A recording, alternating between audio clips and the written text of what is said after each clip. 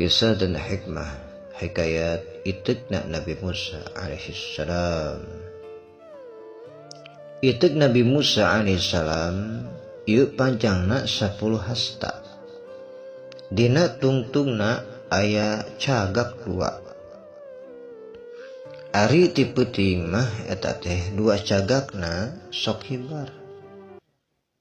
Eta itikna ngaranna Zaidah. Jeung dina eta itik teh aya tulisan 4 jajar. Kahiji tulisan dina itikna kullu sultanin la ya'dilu fi sultanatihi wa fir'auna sawa'un.